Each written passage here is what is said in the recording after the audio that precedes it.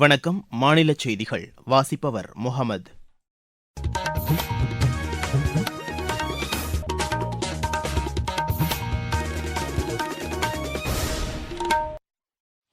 தலைப்புச் செய்திகள்.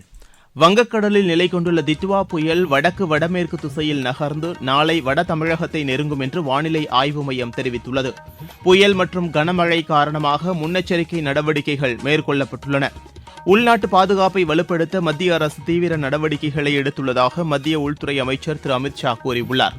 சொத்து வரி உயர்வு, மின் கட்டண உயர்வு உள்ளிட்டவற்றால் பொதுமக்கள் திமுக அரசு மீது கடும் கோபத்தில் உள்ளதாக பிஜேபி மாநில தலைவர் திரு நயினார் நாகேந்திரன் தெரிவித்துள்ளார். உலகக்கோப்பை ஜூனியர் ஹாக்கி போட்டியில் இந்தியா 7-0 என்ற கோல் கணக்கில் சிலியை வென்றது. இனி விரிவான செய்திகள். வங்கக்கடலில் நிலை கொண்டுள்ள டிட்வா புயல் வடக்கு வடமேற்கு திசையில் நகர்ந்து வருகிறது. இது தென்மேற்கு வங்கக்கடல் பகுதிகளை கடந்து நாளை அதிகாலை தமிழகத்தின் வட கடலோர பகுதியை நெருங்கக்கூடும் என்று சென்னை வானிலை ஆய்வு மையம் தெரிவித்துள்ளது.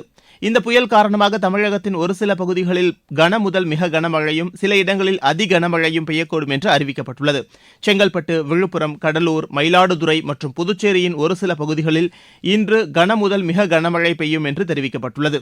புதுக்கோட்டை, தஞ்சாவூர், திருவாரூர், நாகப்பட்டினம், அரியலூர், பெரம்பலூர், திருச்சி, சேலம், கள்ளக்குறிச்சி, திருவண்ணாமலை, காஞ்சிபுரம், சென்னை, திருவள்ளூர், ராணிப்பேட்டை மாவட்டங்களில் மிக கனமழையும், வேலூர், திருப்பத்தூர், கிருஷ்ணகிரி, தருமபுரி, நாமக்கல், கரூர் மாவட்டங்களில் ஓரிரு இடங்களில் கனமழையும் பெய்யும் என்று வானிலை ஆய்வு மையம் கூறியுள்ளது. கடலோர பகுதிகளில் சூறாவளி காற்று வீசக்கூடும் என்பதால் மீனவர்கள் மீன்பிடிக்க செல்ல வேண்டாம் என்று அறிவுறுத்தப்பட்டுள்ளது. வட தமிழகத்தில் கனமழை எச்சரிக்கை விடுக்கப்பட்டுள்ள மாவட்டங்களுக்கு மாநில பேரிடர் மீட்புப் படைகளும் தேசிய பேரிடர் மீட்புப் படைகளும் அனுப்பி வைக்கப்பட்டுள்ளன. இந்நிலையில் டிட்வா புயல் காரணமாக நாகை மாவட்டத்தில் கனமழை பெய்து வருவதாக எமது செய்தியாளர் தெரிவிக்கிறார். நாகை மாவட்டத்தில் டிட்வா புயல் சின்னம் காரணமாக விடிய விடிய மழை வெளுத்து வாங்கியது. நாகை துறைமுகத்தில் தொடர்ந்து 3வது நாளாக 4ஆம் எண் புயலெச்சரிக்கை கொண்டு ஏற்றப்பட்டுள்ளது. படகுகள் ஏதும் கடலுக்கு செல்லவில்லை. இயல்பு வாழ்க்கை முற்றிலும் பாதிப்படைந்துள்ளது. அனைத்து துறை அலுவலர்களையும் உள்ளடக்கிய வட்டளவிலான 3 குழுக்கள், அதாவது முன்னெச்சரிக்கை மற்றும் இடம்பெயர்தல் குழு, தேடுதல் மற்றும் மீட்பு குழு, தங்குமிடம் மற்றும் பராமரிப்பு குழு ஏற்படுத்தப்பட்டுள்ளது. ஒவ்வொரு குழுவிலும் 11 நபர்கள் வீதம் ஒரு வட்டத்தில் 33 நபர்கள் அடங்கிய 3 குழுக்கள் ஏற்படுத்தப்பட்டுள்ளது. மாவட்டத்தில் முன்னெச்சரிக்கை அறிவிப்பு மையங்கள் 29 செயல்பாட்டில் உள்ளது. நாகையில் இருந்து செல்வன் ஜபராஜ். டிட்வா புயல் மற்றும் கனமழை எச்சரிக்கை காரணமாக சென்னை விமான நிலையத்திலிருந்து இன்று புறப்படும் மற்றும் வருகை தரும் 54 விமானங்களின் சேவைகள் ரத்து செய்யப்பட்டுள்ளது. மதுரை, திருச்சி, தூத்துக்குடி, சேலம், பெங்களூரு, ஹைதராபாத், இலங்கையில் யாழ்ப்பாணம் உள்ளிட்ட பல்வேறு இடங்களுக்கு செல்லும் விமானங்கள் ரத்து செய்யப்பட்டுள்ளன என்று அதிகாரப்பூர்வமாக அறிவிக்கப்பட்டுள்ளது. இதற்கிடையே செங்கற்பட்டு மாவட்டத்தில் புயல் முன்னெச்சரிக்கை நடவடிக்கையாக மாவட்டம் முழுவதும் 280 பாதுகாப்பு மையங்கள் தயார் நிலையில் வைக்கப்பட்டுள்ளதாக மாவட்ட நிர்வாகம் தெரிவித்துள்ளது. தேசிய பேரிடர் மற்றும் மாநில பேரிடர் மீட்புக் குழுக்கள் தாம்பரம் மற்றும் குடுவாஞ்சேரி பகுதிகளில் தங்க வைக்கப்பட்டுள்ளனர். விழுப்புரம் மாவட்டத்தில் மீட்புப் பணிகளுக்காக படகுகள் தயார் நிலையில் வைக்கப்பட்டுள்ளதாக ஆட்சியர் திரு ஷேக் அப்துல் ரஹ்மான் தெரிவித்துள்ளார்.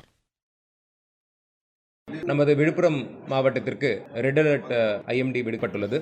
நமது மாவட்டத்தில் 183 வல்னரபிள் ஏரியா பாதிக்கப்படக்கூடிய இடங்கள் உள்ளது. அவை அனைத்திற்கும் துறை அலுவலர்களை பல்வேறு துறையிலிருந்து ஒருங்கிணைத்து இன்டர் டிபார்ட்மெண்டல் டீம்ஸ் செட்டப் செய்யப்பட்டுள்ளது.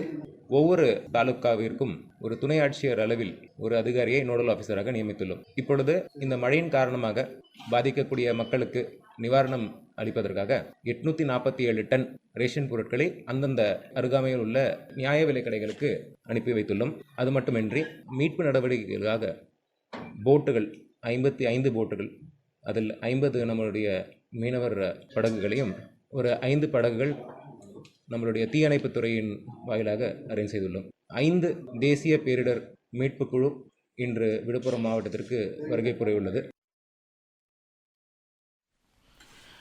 மழை முன்னெச்சரிக்கை காரணமாக கடலூர், கள்ளக்குறிச்சி, திருவாரூர், நாகப்பட்டினம், மயிலாடுதுறை மாவட்டங்களில் பள்ளி கல்லூரிகளுக்கும் விழுப்புரம் மாவட்டத்தில் பள்ளிகளுக்கும் இன்று விடுமுறை அறிவிக்கப்பட்டுள்ளது. புயல் முன்னெச்சரிக்கை நடவடிக்கையாக திருச்சி பாரதிதாசன் பல்கலைக்கழகம் இன்று நடத்தவிருந்த இளநிலை மற்றும் முதுநிலை தேர்வுகள் அனைத்தும் ஒத்திவைக்கப்பட்டுள்ளதாக அறிவிக்கப்பட்டுள்ளது. இந்நிலையில் சென்னை பெருநகர பகுதியில் வடகிழக்கு பருவமழை மற்றும் டிட்வா புயல் முன்னெச்சரிக்கை நடவடிக்கைகள் தீவிரப்படுத்தப்பட்டுள்ளதாக மாநகராட்சி தெரிவித்துள்ளது.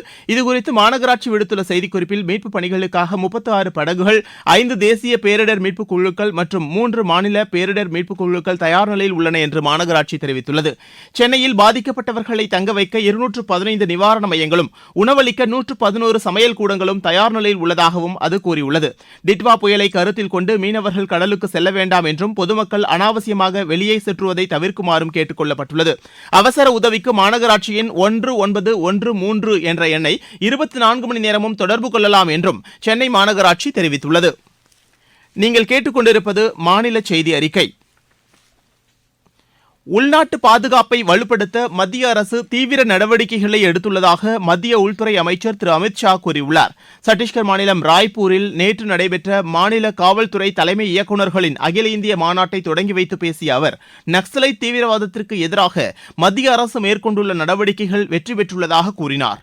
நக்சல் தீவிரவாத பாதிப்பால் 126 மாவட்டங்களில் பாதிக்கப்பட்டிருந்ததாகவும் கடந்த 10 ஆண்டுகளில் அரசு மேற்கொண்ட தொடர்ச்சியான நடவடிக்கைகள் காரணமாக அந்த மாவட்டங்களின் எண்ணிக்கை 11ஆக குறைந்துள்ளதாக தெரிவித்தார். ஜம்மு காஷ்மீர் மற்றும் வடகிழக்கு மாநிலங்களில் நிலவிய பிரச்சினைகளுக்கும் மத்திய அரசு தீர்வு கண்டுள்ளதாக அவர் பெருமிதம் தெரிவித்தார். தேசிய புலனாய்வு முகமை வலுப்படுத்தப்பட்டுள்ளதையும் சட்டவிரோத செயல்கள் தடுப்பு சட்டம் கடுமையாக்கப்பட்டுள்ளதையும் திரு அமித் ஷா சுட்டிக்காட்டினார். சொத்து வரி உயர்வு, மின் கட்டண உயர்வு உள்ளிட்டவற்றால் பொதுமக்கள் திமுக அரசு மீது கடும் கோபத்தில் உள்ளதாக பிஜேபி மாநில தலைவர் திரு நயினார் நாகேந்திரன் தெரிவித்துள்ளார். திருச்சி விமான நிலையத்தில் நேற்று செய்தியாளர்களிடம் பேசிய அவர், அடுத்த ஆண்டு நடைபெறவுள்ள சட்டப்பேரவைத் தேர்தலில் இதற்கு பொதுமக்கள் நல்ல தீர்ப்பு வழங்குவார்கள் என்று கூறினார். குறுவை சாகுபடியின் போது மழையால் நெல் நனைந்து பாதிக்கப்பட்ட போது விவசாயிகளுக்கு போதுமான நிவாரணத்தை மாநில அரசு வழங்கவில்லை என்று அவர் குறை கூறினார். பருவமழை தொடங்குவதற்கு முன்னெச்சரிக்கை நடவடிக்கைகளை மாநில அரசு மேற்கொண்டிருக்க வேண்டும் என்றும் திரு நயினார் நாகேந்திரன் தெரிவித்தார். இருவரிச் செய்திகள். ரஷ்ய அதிபர் திரு விளாடிமிர் புட்டின் அடுத்த மாதம் இந்தியா வரவுள்ள நிலையில் இரு நாடுகளின் நிபுணர்கள் அடங்கிய குழுவினர் தில்லியில் நேற்று ஆலோசனை நடத்தினர். இலங்கைக்கான இந்திய தூதர் திரு சந்தோஷ் ஜா புதுதில்லியில் நேற்று ராணுவ தலைமை தளபதி ஜெனரல் உபேந்திர துவேதியை சந்தித்து பேசினார். மேற்குவங்க மாநிலம் முர்சிதாபாத்தில் சட்டவிரோதமாக தங்கியிருந்த பங்களாதேஷைச் சேர்ந்த 12 பேர் கைது செய்யப்பட்டுள்ளனர். கோவை, ராஜஸ்தான் மாநிலம் மாதார் இடையே இயக்கப்படும் ரயில் சேவை நீட்டிக்கப்பட்டுள்ளது. சேலம் மாநகர பகுதியில் 10 புதிய வகை பேருந்துகளை சுற்றுலாத்துறை அமைச்சர் திரு ராஜேந்திரன் நேற்று தொடங்கி வைத்தார். திருப்பரங்குன்றம் மலை உச்சியில் கார்த்திகை தீபம் ஏற்றுவது தொடர்பான வழக்கில் தீர்ப்பை சென்னை உயர்நீதிமன்ற மதுரை கிளை ஒத்திவைத்துள்ளது. தருமபுரி மாவட்டத்தில் நடைபெற்று வரும் வாக்காளர் பட்டியல் சிறப்பு தீவிர திருத்தப் பணிகளை ஆட்சியர் திரு சதீஷ் நேற்று ஆய்வு செய்தார். திருவள்ளூர் மாவட்டம் பூண்டி நீர்த்தேக்கத்தில் மேற்கொள்ளப்பட்டு வரும் முன்னெச்சரிக்கை நடவடிக்கைகளை மாவட்ட கண்காணிப்பு அலுவலர் திரு கார்த்திகேயன் நேற்று ஆய்வு செய்தார். விளையாட்டுச் செய்திகள். உலகக்கோப்பை ஜூனியர் ஹாக்கி போட்டியில் இந்தியா தனது முதல் போட்டியில் வெற்றி பெற்றுள்ளது. சென்னையில் நேற்று நடைபெற்ற இந்த போட்டியில் இந்தியா 7-0 என்ற கோல் கணக்கில் சிலியை வென்றது. அகமதாபாத்தில் நேற்று நடைபெற்ற 17 வயதுக்குட்பட்டோருக்கான ஆசிய கால்பந்து சாம்பியன் தகுதிப் போட்டியில் இந்தியா 2-0 என்ற கோல் கணக்கில் லெபனானை வென்றது. லக்னோவில் நடைபெற்று வரும் சையத் மோடி சர்வதேச பேட்மிண்டன் போட்டியில் ஆடவர் ஒற்றையர் பிரிவு அரையிறுதியில் இந்தியாவின் ஸ்ரீகாந்த் இன்று மஞ்சுநாத்தை எதிர்கொள்கிறார். மகளிர் ஒற்றையர் பிரிவு அரையிறுதியில் இந்தியாவின் தன்வி சர்மா ஜப்பானின் அகேச்சியை எதிர்கொள்கிறார். மற்றொரு அரையிறுதிப் போட்டியில் உன்னாட்டி ஹூடா துருக்கியின் நெசிலன் அரீனை எதிர்கொள்கிறார். மகளிர் இரட்டையர் பிரிவு அரையிறுதியில் இந்தியாவின் ட்ரீசா ஜாலி காயத்ரி இணை மலேசியாவின் ஈ ஓங் கார்மான் டெங் இணையை எதிர்கொள்கிறது. கலப்பு இரட்டையர் அரையிறுதியில் ஹரிஹரன் அம்கருணன் ட்ரீசா ஜாலி இணை இந்தோனேஷியாவின் டேஜன் வர்தனா இணையை எதிர்கொள்கிறது. மகாபலிபுரத்தில் இன்று நடைபெறவுள்ள 20 வயதுக்குட்பட்டோருக்கான மகளிர் நட்புணர்வு கால்பந்து போட்டியில் இந்தியா உஸ்பெகிஸ்தானை எதிர்கொள்கிறது. மீண்டும் தலைப்புச் செய்திகள். வங்கக்கடலில் நிலை கொண்டுள்ள டிட்வா புயல் வடக்கு வடமேற்கு திசையில் நகர்ந்து நாளை வட தமிழகத்தை நெருங்கும் என்று வானிலை ஆய்வு மையம் தெரிவித்துள்ளது. புயல் மற்றும் கனமழை காரணமாக முன்னெச்சரிக்கை நடவடிக்கைகள் மேற்கொள்ளப்பட்டுள்ளன. உள்நாட்டு பாதுகாப்பை வலுப்படுத்த மத்திய அரசு தீவிர நடவடிக்கைகளை எடுத்துள்ளதாக மத்திய உள்துறை அமைச்சர் திரு அமித் ஷா கூறியுள்ளார். சொத்து வரி உயர்வு, மின் கட்டண உயர்வு உள்ளிட்டவற்றால் பொதுமக்கள் திமுக அரசு மீது கடும் கோபத்தில் உள்ளதாக பிஜேபி மாநில தலைவர் திரு நயினார் நாகேந்திரன் தெரிவித்துள்ளார். உலகக்கோப்பை ஜூனியர் ஹாக்கி போட்டியில் இந்தியா 7-0 என்ற கோல் கணக்கில் சிலியை வென்றது. இத்துடன் இந்த செய்தி அறிக்கை நிறைவடைகிறது. எமது செய்திகளை சமூக வலைதள பக்கங்களில் ஏர் நியூஸ் சென்னை என்ற முகவரியிலும், ஆர் நியூஸ் சென்னை என்ற யூடியூப் சேனலிலும் உடனுக்குடன் அறிந்து கொள்ளலாம்.